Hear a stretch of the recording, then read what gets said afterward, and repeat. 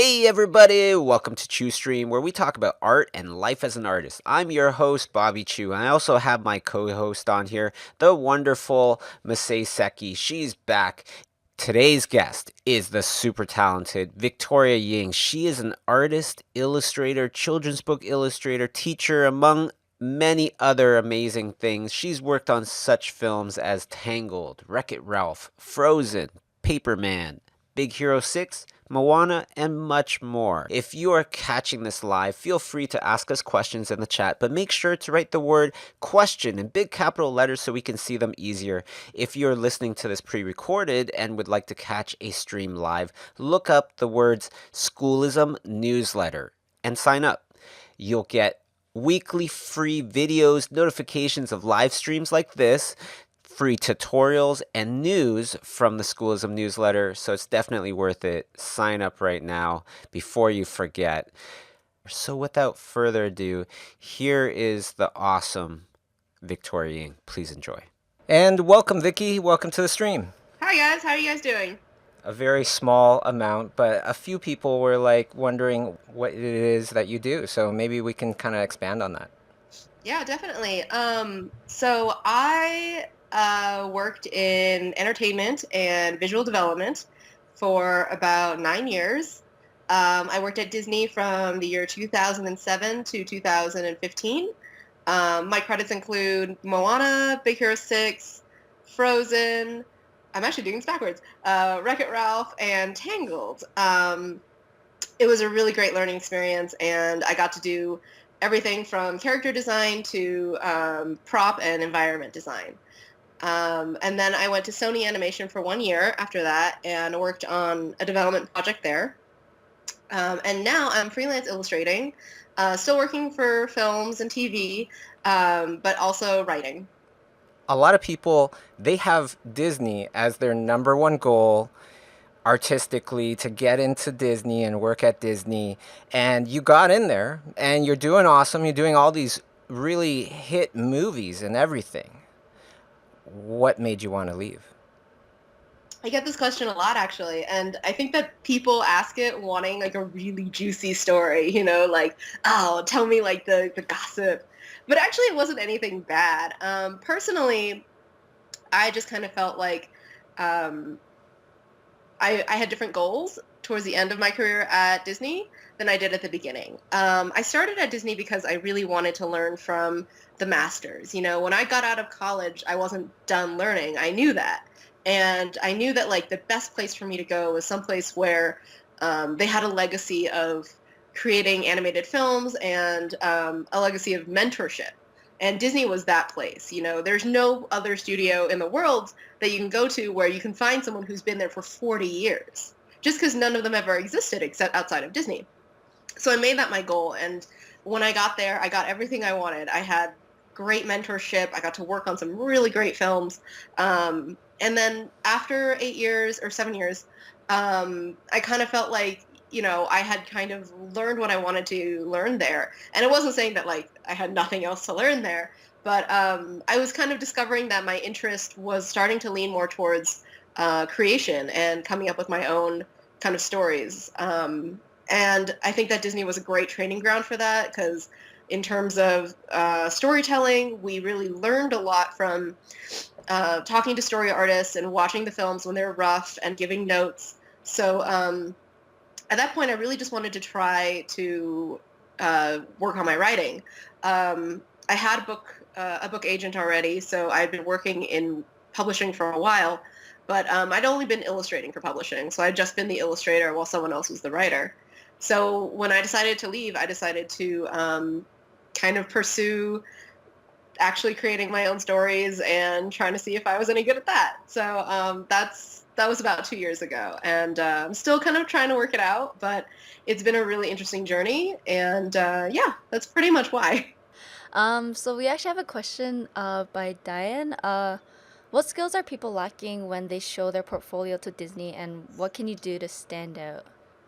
Um, Yeah, sorry, so there might be a few Disney questions in this stream, even though, I mean, yeah. and it's a place that I worked for a really long time, and I still have a lot of affection for it, and the work there is really great. So I'm happy to answer those questions. I think one of the big things that we see that a lot of character designers and even environment and visual development people, they don't necessarily have the skills to see an object in 3 dimensions from every angle in their brain. Like it looks really good in one view and it's designed to that view, like a character, but the character has to move and the character has to be seen from other angles. So a lot of times, like you'll see a really cool design that has, a lot of personality and a lot of, really cool shapes, but then they don't actually work in 3D or they don't actually work in animation. Um, I'm one of those people who I don't know how to animate. I went to a school for illustration and I learned a lot of skills there, but one of the things I never learned was how to animate. So when I was designing characters, one big problem with my characters was that they always couldn't animate properly. Like they wouldn't move right because the proportions were off. Like there's certain rules to keeping your characters proportionate and able to move and perform and act that I didn't know when I got into school, when I got into Disney. And that's a thing that I see a lot in portfolios too. Like you can see that this person has a really strong understanding of design and personality, but maybe they don't have an understanding of motion, which is something that I didn't have either when I got in. Now, when you are in school compared to when you're at the studio, there's a huge learning curve, and there's a bit of a kind of like peeking behind the wizard's curtain. What surprised you, about working at Disney that you never really thought about before? Um, hmm, hmm. Think about that. I mean, definitely the biggest thing that I learned was that your work is no longer for you. Like when you're in school, all of your teachers are kind of trying to push you for you to be better, Like they don't have any interest in your art really. Like you're trying to design, I don't know, a retelling of Wizard of Oz in Thailand. Sure. They're going to be like, "Okay, fine. How do we help you to achieve that goal?" Whereas when you're working in a studio, your opinion doesn't really matter anymore. You're no longer kind of like, "Oh, well, I want to do this." Well, that's nice, but the director wants to do this. So I think the biggest adjustment is learning that like you have to kind of I guess the way to say it is you become kind of a mind reader and you're no longer trying to create your vision, you're trying to create someone else's vision. And that can be a real shock to a lot of people because they're so used to being like, well, this is the thing that I do, and this is what I want to express. But if it's not what the director wants to express, then you have to adjust. And I think that being really flexible and being open to notes, like that's something that can be a real surprise moving from school to a working environment. Yeah, that reminds me of a little story, if I may. When I was working on this project, I won't say, but it was a big deal for the director. It was a big deal for me. Supposed to be a big project, and he kept changing his mind. Yeah. Everything that I would show him, he would just go, "Yeah, yeah, that's the way." And then the next week, he'd be like, "You know what? I was thinking we should go in a completely different way." And then I just kind of, instead of giving him my opinion or whatever when he asked for it, I started talking about Star Wars. And I was like, you know, it must have been so hard for J.J. Abrams to make Star Wars.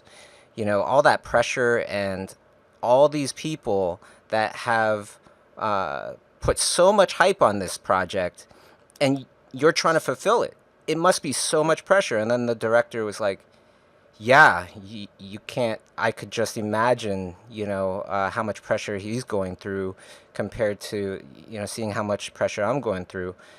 And then I was like, yeah, that must be a lot of pressure. But what was the initial idea? What was the main goal when we started this? And he started talking about that, and I was like, I think that's where we need to go. People aren't looking for the be all end all of movies here, Mm. And it's kind of like we as concept artists kind of have to translate a lot of times the director's thoughts, Yeah.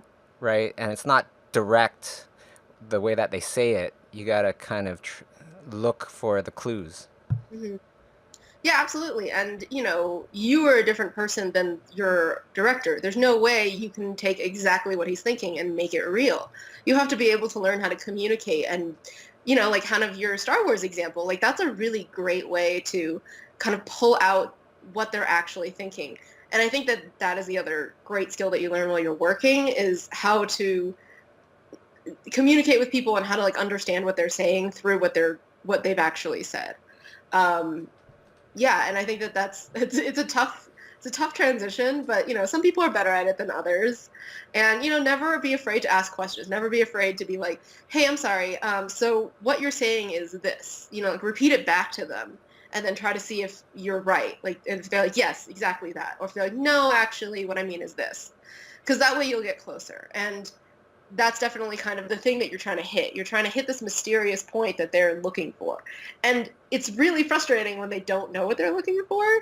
So that's kind of part of the chemistry and the kind of magic that you might have between a director, our director, and you. Um, so yeah, that's definitely one of the things that's difficult about moving from being a student to being a professional. Mm. Actually, I have a question myself.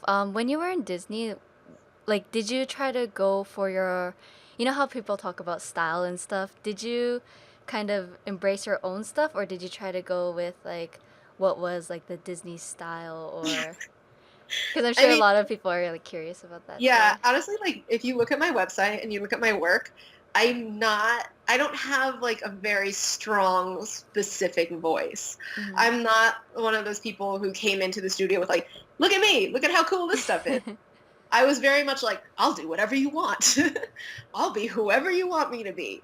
And, when I got hired there, because it was kind of a process, I went through this thing called the training program where they take a bunch of students and train you for 6 months. And they may or may not hire you. And it depends on a lot of things. It could depend on headcount. It depends on if your work is suited, if they like you as a person. There's 1,000 different reasons why they may or may not keep you. Mm. But one of the reasons why they chose to keep me was my versatility. I could do really realistic um, rendering stuff for things like Wreck-It Ralph's Hero's Duty game, and then I could do like really whimsical kind of Mary Blair-esque stuff that I did for the Tangled movie. So that was one of my strengths is that I didn't really have a particular style. But that's a double-edged sword. There's good things and bad things about that. The good Right. things are, obviously they could be like, hey, we need you on this movie, and whatever it is, I'll adapt and be pretty good at it. Not great, but pretty good. But problem, I'm not really great at any one specific style. So I think it's kind of up to mine. So that's why I've worked on so many films. There's a lot of people who've worked my length of time in the animation and film industry and don't have as many credits. And the reason I have so many credits is because I was able to adapt and move around and be in wherever they wanted to put me. So, I feel personally that I don't have a very strong style, and I still struggle with that to this day, like feeling like, oh, who am I? This like existential crisis. But it's been beneficial to me too.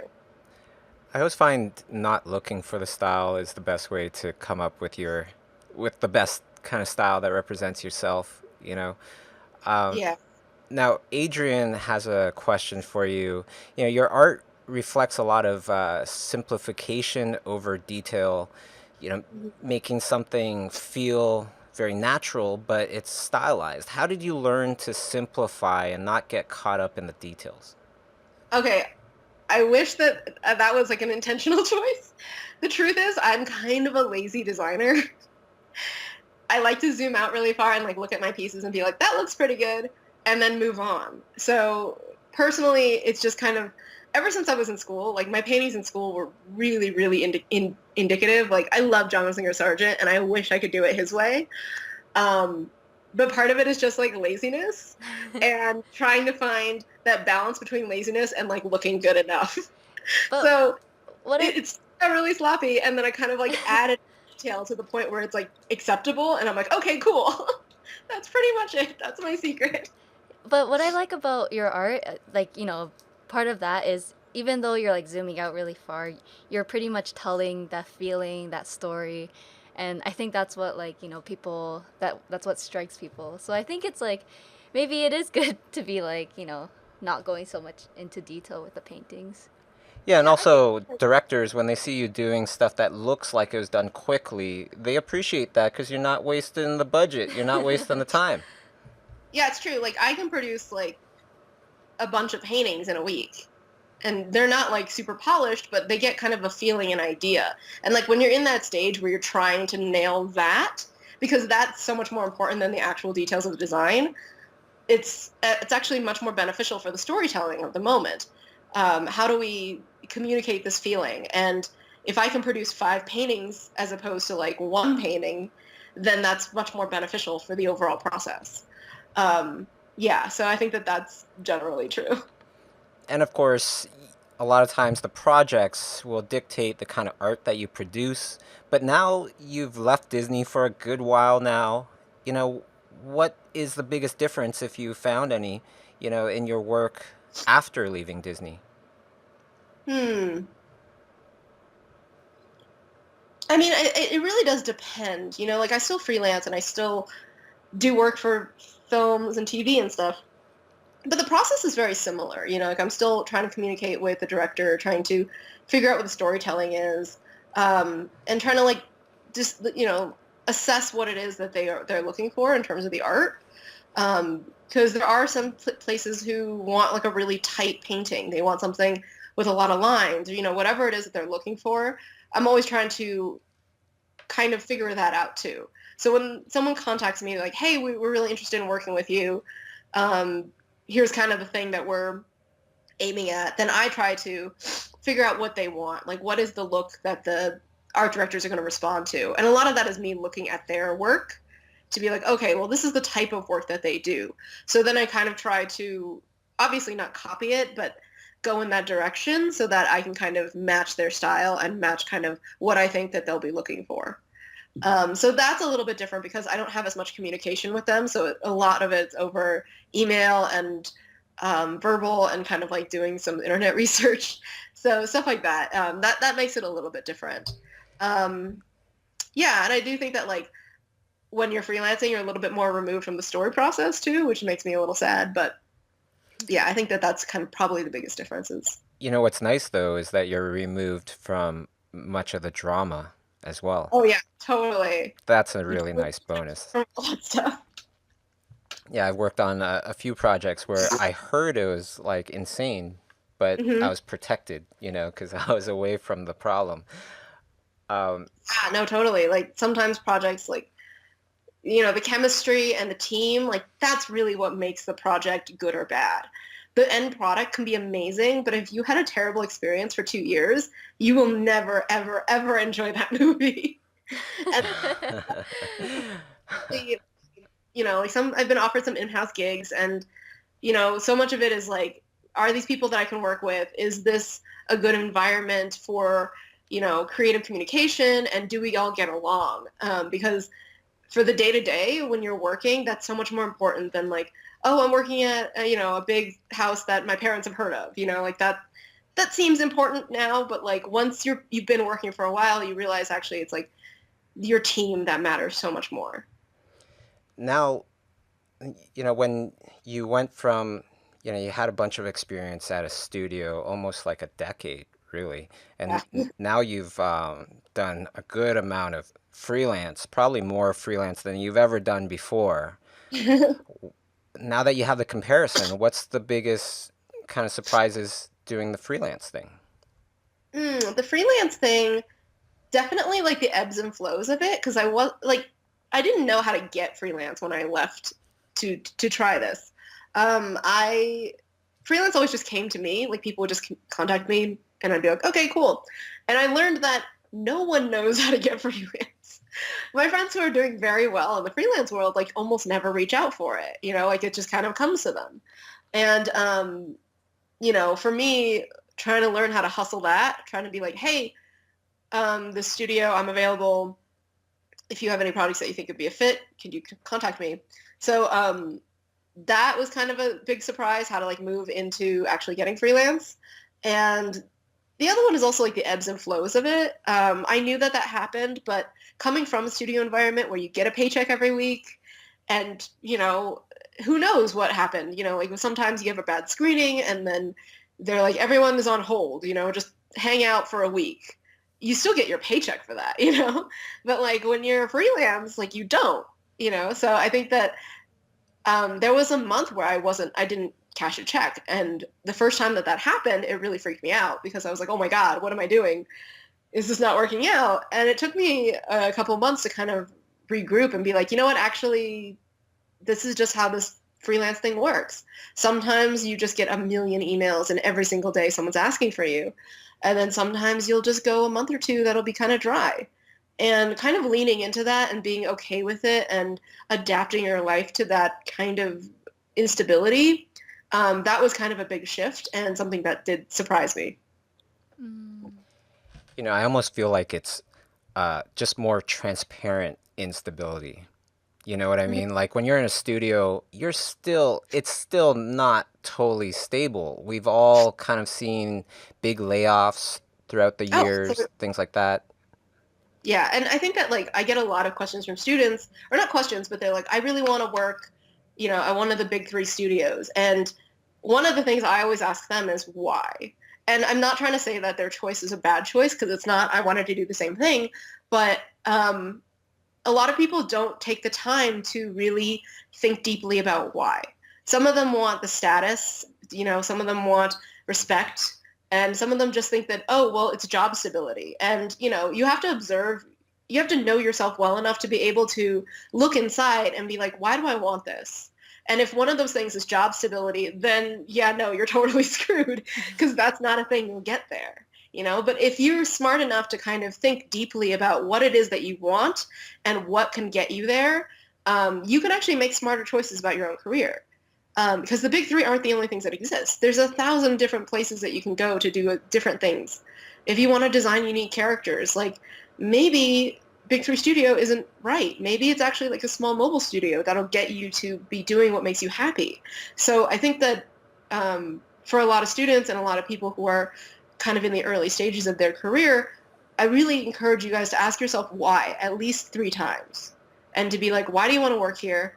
And then you're like, okay, well, I want to work here because it's famous and I want the glory. I want to work at Pixar because it's Pixar. Okay, why? So then you need to take that question and then ask why.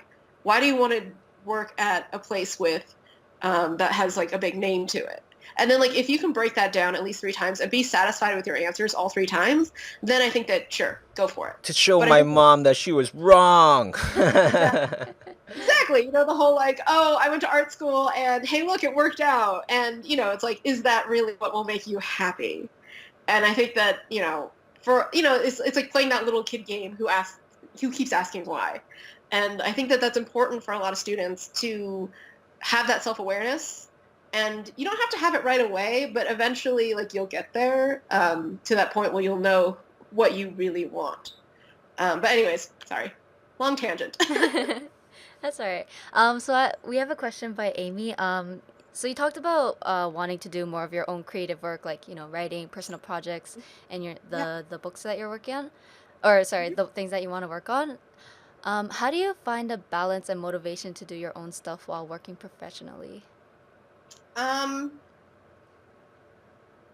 So a lot of it was just I structured my day so that I had my 9 to 5 or 9 to 6 day job, and then I'd come home, eat dinner, and then from the hours of 8 o'clock to 10 o'clock, so at least 2 hours a day, I'd be working on my own work, whatever that was. Sometimes it was freelance when I was at Disney, and sometimes it was my own projects. For my own projects, I think a big help is a deadline. You have to give yourself a deadline, and you have to hold true to that deadline. One big thing that helped me last year was doing NaNoWriMo, which is short for National Novel Writing Month. So the month of November, hundreds of thousands of people do this thing called NaNoWriMo, where we all kind of get together, and over 1 month, we write 50,000 words, which is about the length of a shortish novel. And having that deadline to be like from November the 1st to November the 30th, you have to write this many words was really motivating and really got got me going on a lot of the projects that I was really stuck on. Because like every day that you didn't write, you were behind. So you had to just keep. And the website was really fun too, because there's a website for it, and you can add your friends, and every day you like update your word count. And like I'm very competitive, so I would see all my friends and be like, okay, well, everyone is doing this number, and I'm gonna be at least 1,000 words ahead of them. So like that's a real motivator for me. So I think that for a lot of people, if you have a personal project that you're like, I want to have this for San Diego Comic-Con, great. So then you work backwards from there. San Diego Comic-Con, then I need to have them printed in hand by this day, which means I have to have them printed by this day, which means I have to have files in by this day. So then once you start creating these constrictions and boundaries around personal projects, then you'll actually get them done. If you're just kind of like hand wavy, like, oh, I have this graphic novel project that I have in my mind, I'll just work on it here and there. Like, it's never going to get done. Yeah. Self-imposed deadlines. Yeah. And hopefully have someone else to check you on that and to hold you accountable. Yeah. Because if it's just you, it's so easy to be like, but I don't feel like it today. I've actually heard this story where like to get the motivation of actually finishing your project, well, I don't know if this is for everyone, but I remember I heard this story where someone made a bet with someone saying like, if I don't finish this project by then, I owe you $1,000. But if I do finish it, I get to keep my $1,000. But also the project that you wanted to do. So that's one way of doing it. Like whatever works for you. Like if money will keep you accountable, try it. Totally try it. If competition keeps you accountable, like if you have someone else who's a friend who also wants to put an art book out for San Diego Comic-Con, just keep each other in check, And don't have your spouse do it or your significant other, because they are the first people who are going to fold for you. They'll be like, oh, you want to go get wine tonight instead? Yeah, let's do that. So like don't ever have your significant other be that person for you, but definitely have someone else. That's really good advice. And half the time, you don't actually listen to your significant other as much as maybe some other people in your life. It's just a natural thing. It's just a natural thing. A lot of times we do, but I'm just saying, having somebody that you really, really respect and is not that close to you so that they will forgive you if you don't do it. Right, exactly. Yeah. Significant other is always going to kind of love you, like no matter what. So you need someone who's going to be like, no, you need to get your butt on this like right now. Yeah, if competition works for you, then all the better, go for that. But, again, it's one of those things like know yourself and know if that would help you or not. Because sometimes also like public shame works, like if you're like announcing on Twitter, you're like, hey, everybody, I'm going to have this book out. It's going to be great. Then if you don't deliver, then you've let down all these people. So like that could work for some people too. It just kind of depends on what your own personal motivator is.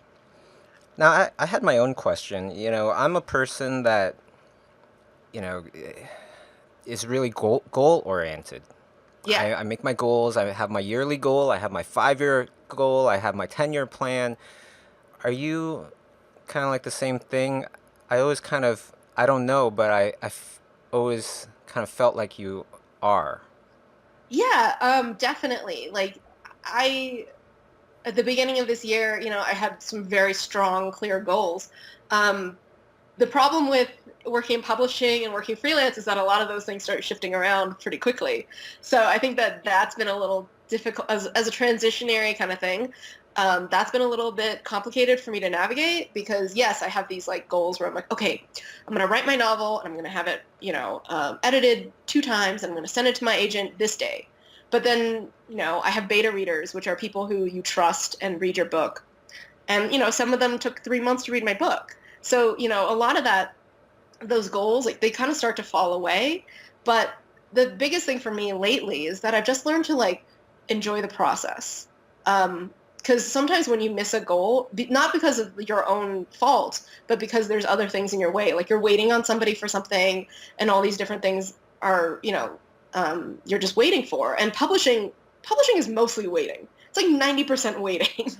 So it's like, for me, it's like learning how to deal with all the waiting and doing other things in that meantime and enjoying doing those things, like enjoying editing my novel, because I really hated that the first time I did it. And the second time I did it, I was like, oh, actually, this is really fun. So finding your joy, like in what you do day to day, I think has been really important for me this last year. But yeah, to answer your question, yes, goals are always really goal oriented, but I'm also one of those really anxious people where things don't fall right into place. I like kind of freak out a little. So do you Um, have like an ultimate yeah. goal? Do you have like where you would want to be 25 years from now, 30 years from now? Oh yeah, I want to be like, I don't know, it sounds like so crazy, but like I want to be like Neil Gaiman, but I want to like write all my own shit and I draw it all too. I want to like do all the covers for all my own books and do all the art on the inside That'd and be work in so TV and cool. film. Yeah, I mean like that's kind of the ultimate goal, and I'm working towards that right now, I think. But yeah, I think that it's complicated when you don't have like the system behind you. The other thing about being freelance is that when you're in a studio, so much of that like the politics and the day-to-day minutia, like the boring stuff, you don't have to deal with. Someone else deals with it.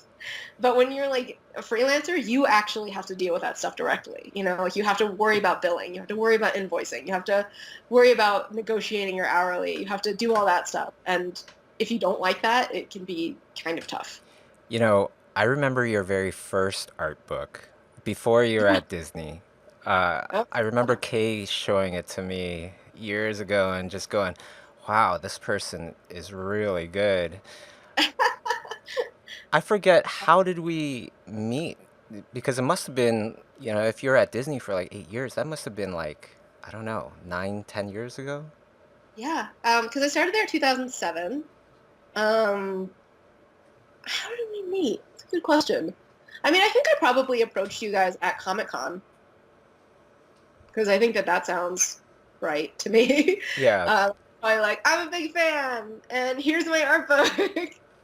Thanks, guys. You know. So yeah, I think that that probably was how we first met.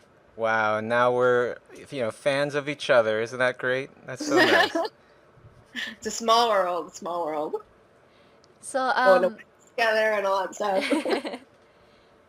so I actually saw your book that you collaborated with your brother, if I Mhm. remember correctly.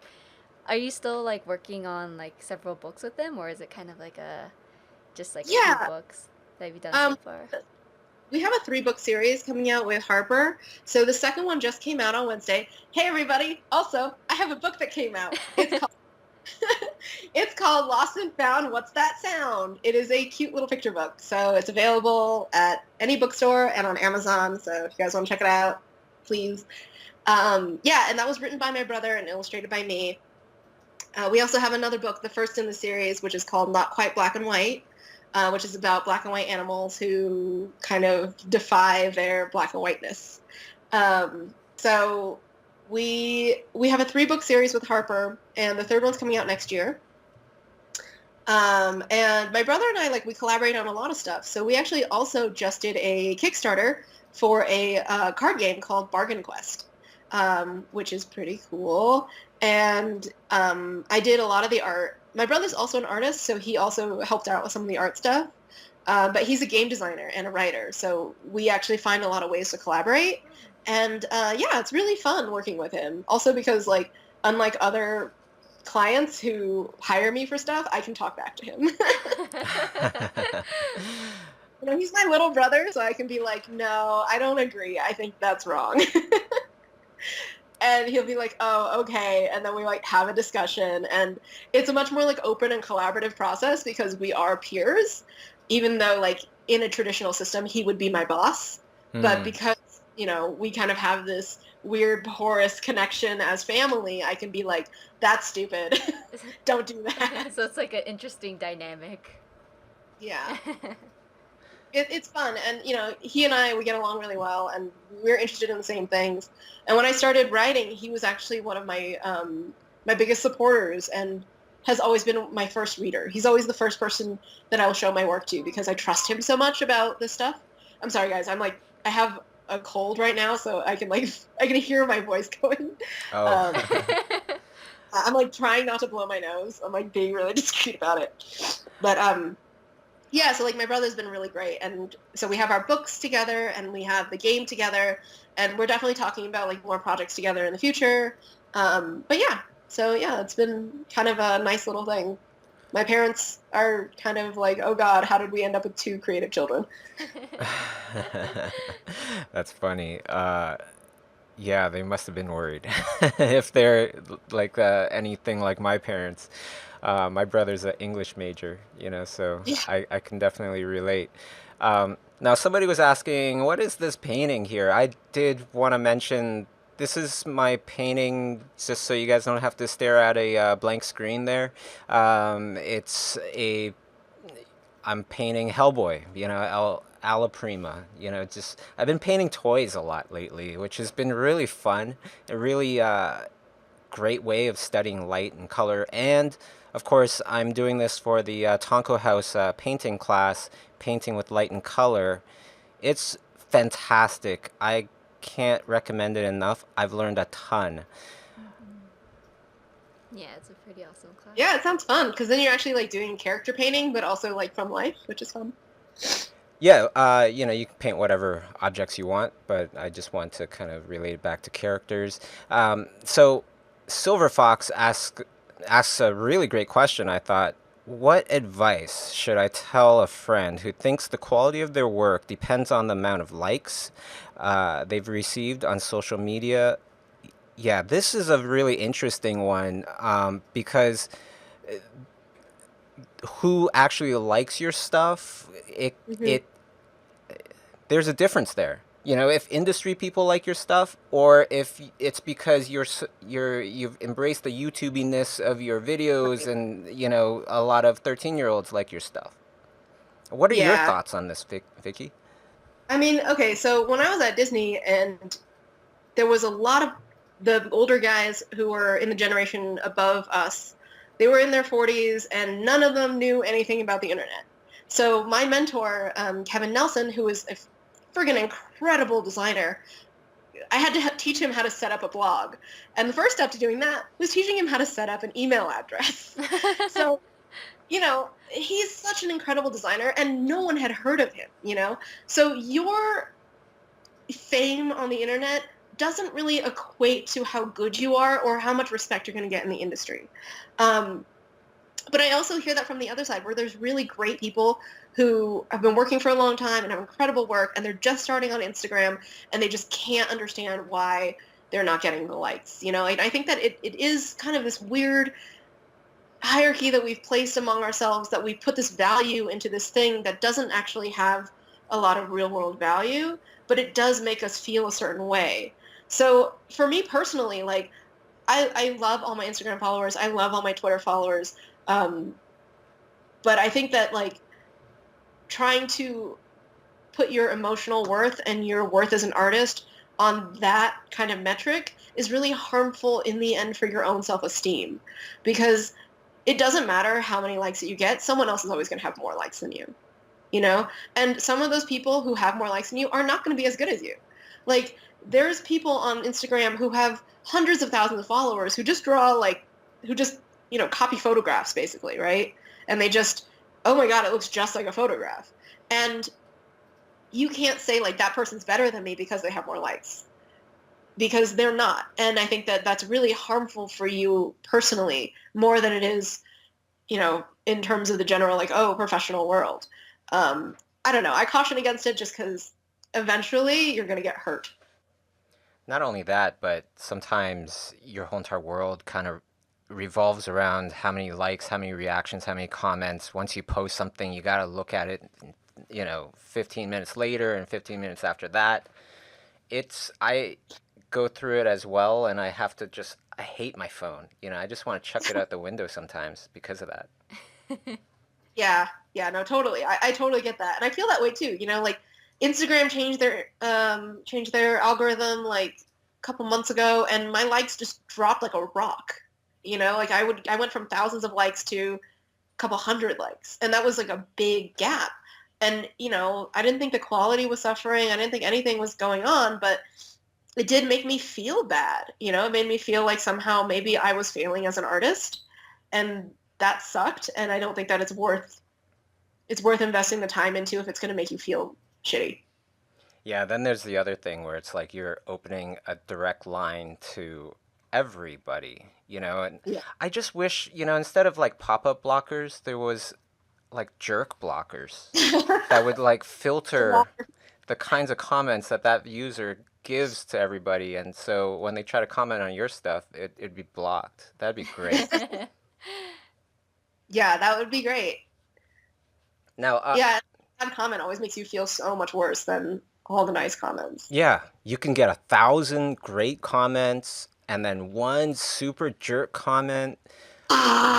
Sorry.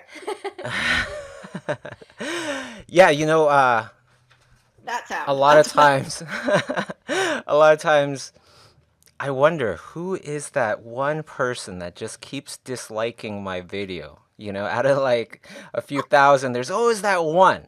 And that person always comes with like really early. Like they subscribe to my stuff just so that they can be the first to dislike it. It's so weird. They're probably just jealous of how good you are. I don't think so. I think they have a real, Or just a troll. I don't know, just some weird thing. And then, yeah, before in the chat, there used to be a guy that would say like, they keep using like court analogy or court terms like, this is slander, I'm gonna sue you. And it's just like this crazy person. We're not even talking about the guy. It's just like this Yeah. weird guy that would come on. Have you ever had weird kind of fan stories that you can share with us? I mean, most of my fans are really great, and most of them really courteous and really sweet. Yeah, and we I don't like- want to hear about those ones though. Yeah. I mean, honestly, like, I think that, okay, so it's going to get a little tiny bit political here, but I won't go too far into it. But, like when the election happened and all of us were really sad and upset, and I think as creative people, we wanted to do something that could show that, what we do has power. And it does. I think that what we make has a greater influence on the world than a lot of people realize. So we created this event called Draw the Line, where we wanted to create a charity event where we could donate to the ACLU and, basically stand up and be like, hey, we don't think this is okay, and we want to stand up and resist. Because I've become more of an activist in the last few months, and I'm not crazy about it, but it's like, I try to, make art that stands with women, that stands with people of color, that, stands with the ACLU. And, that type of stuff gets a lot of pushback, and I'm not really sure why. And some people, like I posted something about Pride. Actually, maybe it wasn't about Pride, but it was something about like gay rights. And it was maybe a couple months ago. And there was just one person who just was like, I don't know where he was from. He didn't seem like English was his first language, but just like long rants about like how wrong homosexuality was, and like, how I was being such a bad person by promoting it and whatever. And, on the one hand, it actually amused me more than anything else, because I'm like, wow, you think that your opinion matters? That's so cute. But yeah, like sometimes when I post stuff like supporting Planned Parenthood, I'll get people who say some terrible things. But yeah, to me, those people are detractors who I know are in the minority, so I just try my best to ignore it. So the next question we can go to here is from Caleb. And Caleb's saying, so becoming a pro artist is learning to love the process. And as a student, I'm slowly getting there, but the constant downs and bad art can make this person feel rough at times. Thoughts on dealing with negative thoughts. Do certain people, they love their art, certain people hate their art. Where do you fall, and how do you deal with negative thoughts? Okay, I think that everyone kind of goes through cycles. I don't think everyone hates their art all the time, but everyone doesn't love their art all the time either. I think that for me personally, I'm pretty in the middle, where sometimes I absolutely hate what I'm doing, and sometimes I really like what I'm doing. And the thing is that sometimes I'll go back and I'll see those pieces that I worked on that I hated and be like, actually, there's some good stuff here. Like there's like some things about this that are pretty good. I think when it comes down to it, when you have those negative thoughts of like, I'm not good enough, this is really terrible, I'm a bad artist, what that means is that your taste is higher than your ability, which isn't a problem. Actually, it's a good thing because your taste has to be above your ability in order for you to reach that level, right? So the nice thing about being in that little valley when you feel kind of down about your art, it means that a peak is coming. Because if you can see what makes that thing better, then you can get there. If you were still in that point where you're like, this is pretty good, then you'll never be able to like move forward. So I see that a lot with students who are like, oh, I just don't feel like I'm doing enough. I don't feel like I'm getting better, blah, blah, blah, blah. It's like the great thing about that is that that just means that your taste is getting better. And the better your taste is, the better your art is going to be. So we all kind of go through those cycles. So when you're in that low, be comforted in knowing that eventually that just means that just around the corner, you're going to hit that next stride. Yeah, you know what? I kind of feel like that's pretty much all true, but I also feel like it's kind of like fire, you know, it can get out of control too, right? Yeah, I think that's true. I have also seen it destroy a lot of people. They just become so depressed and debilitated that they can't work their way out of it. But I also feel like thinking about it too much is one of the things that's going to cause that fire to keep growing. Whereas like it's kind of like a dog to me, like a dog who is misbehaving. Like you love that dog and you want, you want to live your life with this dog, but it keeps like, I don't know, whatever, like yapping all the time. If you keep like feeding into it, like you keep giving that energy back to it, like, no, shut up. And like, you kind of like start yelling at the dog, then it's never going to get better. And it's just kind of cause everyone all this stress. And part of the, like one good thing is to kind of just ignore it, like, yeah, it's there and yeah, it's doing this bad thing, but you kind of have to just let it learn that it can't control you. So I do think that like if you keep giving it the attention, like if you keep looking at those bad feelings and you keep paying attention to those bad feelings, then those bad feelings will keep growing because it has you, you're stuck in the cycle. Um, I think that they call it a shame spiral. And like the shame spiral, like if you keep going down the shame spiral, then yeah, that's going to be bad. So for a lot of people, I try to be like, look, no, there's another way. There's light over there. Don't pay attention to the shame spiral. Because the more you pay attention to it, the more likely you're going to fall down. So I know that a lot of artists who do, end up feeling down about their art or who need to, take time off, they do take a break. For you, when you have those, do you ever have those kind of times? And if you do, like, what do you do to kind of, recharge? Yeah, totally. I have those times all the time where I'm like, I'm not good enough, blah, blah, blah, whatever. And the thing that always helps me is just to go back to something I know I'm good at. Because most of the time, whatever the thing is that I'm feeling bad about, it's because it's challenging. And sometimes you just need the confidence boost to be like, you know what, I'm really good at painting, you know, a, basic shapes on a table, or a tablescape, like just something really simple that you know that you can do. Sometimes you just need a small win, and you're like, hey, like for me, I really love painting flowers when I can't, when I'm feeling like I can't do it and I can't, I'm not, the challenge is too hard for me. Sometimes I just go back and I just find a photo of flowers and I just do like a still life study of those because I know I can do it. And then once I do it, then I'm like, you know what? You're not so bad. This is going to be okay. Look, you did this and it's not bad. So you can do that, So I think that sometimes you just need that little confidence boost to be like, yes, I can do this. Like maybe you're really, really good at painting faces and maybe you're trying to do an environment and it's really, really hard and you want to give up because you're like, I can't do this. I'm really bad at this. But then if you go back and you paint a face, then you can be like, hey, look, actually that's pretty good. I can do this. I can do this other hard thing because I can do this thing that I know I'm good at. And that's my own personal thing. Like I need small wins in order for me to feel like, okay, cool. And another thing that like sometimes if it's a big painting that's challenging because it's just big, sometimes I'll focus in and I know you shouldn't do this, but sometimes I'll focus in and there'll be like a doorway. And I'm just like, I'm going to make this a badass doorway.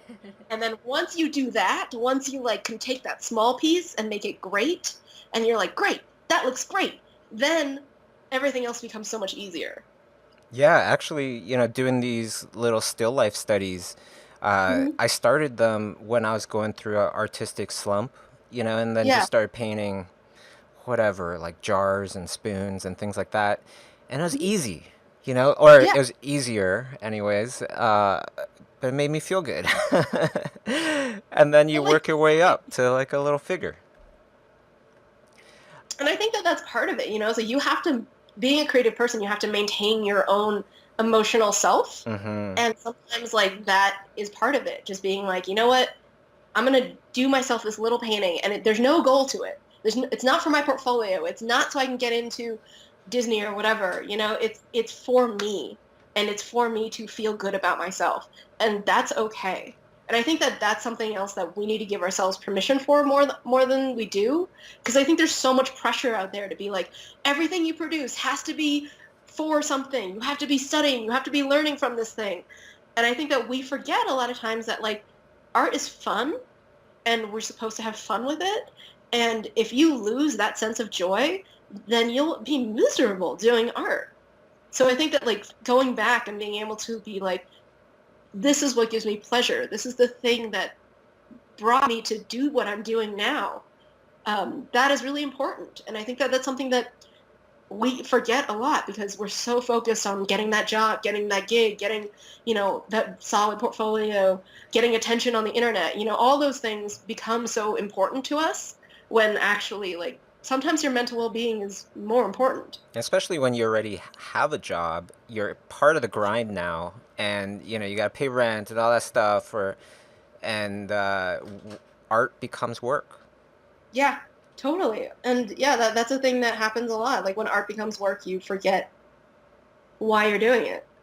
Now, I see tons of your fans in this in the chat and everything, asking all these questions, talking with each other. It's great, but when somebody admires you so much, you can be very kind of more intimidating to talk to, because you care about what they say and all that stuff. Yeah. Um, how do people talk to you? If you could give them some advice, and like, the do's and don'ts. I guess like I think a lot of people when they want to connect with you, sometimes they try to find something that like they think that you'll connect with on a negative level, like they'll want you to say something bad or, like, oh, I really don't like this. You must not like it too, right? And for me that's never worked. I never like to start a conversation on kind of a negative note and trying to find that connection based on a negative feeling.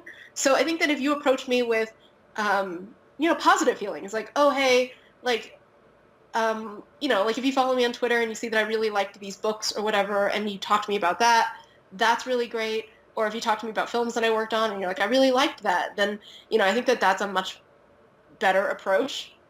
And it is surprising because that sounds really like, of course you should do that. But I think a lot of people are trying to find that way to stick out and be like, look, remember me? I said this smart thing about something. And most of the time, yeah, I'll remember you, but maybe not the best way. So, I think that don't be intimidated. Just be yourself. Like, just be normal and just talk to me like you would to your friends and be like, oh, hey, like, we're both really into this thing. That's cool. And then you can talk about that. And I always find that to be really the best way to connect. I think the other thing is, too, people ask me all the time on the internet for, like, interviews. Like, they'll just send me, like, a form letter full of questions. And I never answer those because, number one, half those questions you can find on the internet. And number two, it just feels really, really distant and removed. Like, you don't really want to ask me these questions. You're just kind of like, I'm just trying to fulfill this, like, school assignment. So that's never worked. Unfortunately, I tend to not reply to those because I just don't seem, it doesn't seem like a good use of my time. But like if you're local, I've only had 2 people ever ask me to coffee or lunch, to be like, hey, can I just talk to you and get lunch? And almost always I'll be like, yeah, let's do it, and I'm cool with that. And I think that just asking can never hurt. And if you do it with respect and you do it, if you do it politely and you do it with the intention to actually get to know somebody, I think that that's actually really beneficial. So yeah, I think that if you know somebody local who you'd like to reach out to, then it's always a smart thing to do. Something that always gets me is when somebody tells me something about my art or something about my website or something from super long ago, like before Imaginism Studios. If they could Oh name wow. that website, then I'm just like, wow. Like then the interest sparks up and the appreciation goes up a few notches. What's something about you that not a lot of people know about? Um, I've been on the internet since I was 16, like posting work on the internet since I was like 16. I learned how to paint with Photoshop and Painter back in the early 2000s. So I actually am not good at painting with real paint because I didn't learn how to do it until I got to college. Anyone who knows me from like back then, I don't know if you were you ever on the website, the forum Eat Poo? Yes, yes. What was your handle? It was Xiao Xiao was my Oh, handle. Xiao it's Xiao. Oh, Yeah. now I'm wondering if I recognize that name. Yeah, there's That so many big mine people that was were on that forum, yeah. back in the day. Yeah, it's weird. That forum is like there's some great people who I still run into and like we're like, "Oh my God, like that from back then." Like that's like a really weird connection that I'm like, "Oh So my God." you're a teenage girl. Your parents look through your history and they see that you cruise on eatpoo.com. Yep, Did that apparently. ever happen? Did they get No, worried? my parents are very hands off, which is probably not for the best. But yeah, no, I mean, I, yeah, it was definitely like even when I tell people now, I'm like, yeah, my first internet forum was called Eat Poo, and they're like, what? But it was real. It was a real thing, and it was like a real website that people posted art on, and it was fun. So was this long ago? Because I don't know if I know this one. yeah, it was like in Early 2000. 2000s, I would say. Oh, okay, I think I might have It been. was known for its harsh critiques. I Yeah, think that's why it I was. guess it was Yeah, called Eat Poo. and it was also like it was going at the same time as conceptart.org. Like they were kind of rivals in a weird way. Even though like EPU was like way smaller, it was still like the EPU people would like, be really mean to all the concept art people and like vice versa. And it was just kind of a weird little like internet community thing. Yeah, big shouts out to Jeff Simpson on the stream there in the chat. He's a old school Eat Pooer, I'm sure. That's crazy. Right on. And then there was the drawing board. I remember like Dean Yeagle on the drawing board, Bill Pressing on the drawing board, like all these huge names. I miss those Yeah, days. totally. Yeah, Pencil Jack. Pencil what?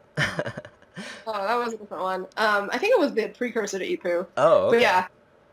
yeah, like way back in the day, all this stuff. Yeah, it was weird. And yeah, it taught me a lot though. Like that when I was that age, I didn't have a big art community to talk to, like I didn't have a lot of classes, but going on those forums and posting my art and getting critique, like that was really, really great for me to kind of learn how to paint digitally and get feedback from industry professionals.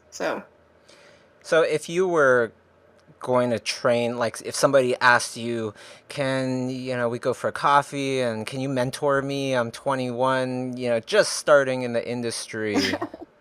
I mean, I think that like, can you mentor me is a really, really weird question. Yeah, I know. I It's never really answer those either, but say you do. Say we've gotten past that barrier and we're cool yeah. and you're going to mentor me. I'm just starting in the industry. What would be some tips that you would kind of give me? I mean, for me, because as you can tell, I'm very conversational and very personal. Um, I have mentored people in the past, and a lot of it is just us getting coffee every so often, and then them telling me about what's going on, maybe showing me some work, and then me responding to them. For me, I realized that like, yes, people say find a mentor, but the best way to find a mentor is to find someone and actually like be their friend and be like a real friend, not like, not like, oh my God, I want something from you, friend. And that's kind of the best way to actually build that mentorship relationship. Um, I've never had to ask somebody, will you be my mentor? Because it always just kind of happens. Like I maintain a relationship with someone who is above me in the industry and I take them out to coffee every so often and we talk and we have conversation and we just figure out like, okay, here's this thing that's going on in my life. What advice do you have for me? Like that's kind of a much more functional relationship and one that's actually going to last. I've done mentorship programs where it's paid and you kind of, you have a set, you meet once a week and you do whatever. And I feel like those relationships aren't as genuine. And for me to do a mentor-mentee relationship, so much of it is the back and forth. Like I get a lot from mentoring people too. And I want to mentor people who I think can give me something in return, and not like give me something like physical or, monetary or anything, just more like a relationship that's fulfilling. And yeah, so I think that that's kind of the best way to approach that situation is to find someone and be cool and actually like be their friend. And then you'll find out that they're mentoring you, just not in any official, like weird, I don't know. Like, I don't know. Again, like the whole will you be my mentor question feels so much like will you be my girlfriend, which the question is inevitably going to be, the answer will inevitably be a no. So I wouldn't advise against asking that question. Just let it happen naturally if it's going to happen. It feels like it needs just, it needs about 4 or 5 steps in between that, right? Can I Yeah. come and visit? Can I bring just this little thing? I just want to drop it off, give it to you, and then that's it. Next time it's like, oh, maybe the coffee, right? And Mm-hmm. then so on and so forth. And now we can hold hands, and then we can progress to the next stage and so on and so forth. Right. Yeah. No, totally. And it is weirdly like modern dating. I don't know. No, I think That's about that all the time. discussion that would get like really deep, but yeah, no, I think that that's true. You're trying to build a relationship with somebody and it might not work out. Like your chemistry might not be there. And I do think that friend chemistry is a thing. It's absolutely a thing. And I think that, your mentor has to be someone that you have that chemical connection with. And, you might meet with a bunch of people and maybe, one of those people will be your mentor. But again, it has to happen kind of naturally. It has to kind of flow, and you both have to be on board with that. Yeah, but a lot of times people give the tip of try not to just ask stuff from people or your mentor. Try to help them out in some way. Try to give back first. But if the person's just starting off, what could they Yeah. possibly give back? A lot of times they'll think that, right? And I don't know. I mean, I don't actually require much from people who want to like meet with me. I mean, buy me my lunch or my coffee, and that's pretty good, More than anything, I just want to have like a nice conversation, and be able to kind of like for me, I had a lot of people who helped me out when I was starting out. I'm really sorry. There's a phone going off and I don't know where it is. Yeah, but for a lot of people, like a lot of people were really great to me when I started out. And so I kind of want to give back in that sense. Like it's a debt owed not from you to me, but from my history to you now. And I hope that those people will pay it forward eventually too. So that's kind of more what I'm after. Like, I don't really care that you're going to do something for me. Like, that's not really a big deal. But I'm giving back because I had so much help when I started out. And I hope that once you're successful and once you've been working for a while, that you'll do the same. That you'll also, when some young kid reaches out to you, that you'll be like, yeah, okay, let's get coffee and I'll talk to you. Yeah. right on. So if you have learned anything from listening to Vicky and us talk, or if some of this has resonated with you, then perhaps you, the listener, can give back to somebody else, and then we'll call it even, huh? Right, Vicky? Yeah, pretty much. Awesome. Well, I want to thank, of course, everybody that tuned in for this wonderful chat. I had such a great time, and I want to thank, of course, my co-host, the wonderful Masei Seki, and the biggest thank you goes to my wonderful guest and friend, Victoria Ying. Thank you very much, Vicky. Thanks, guys. Thanks for everything.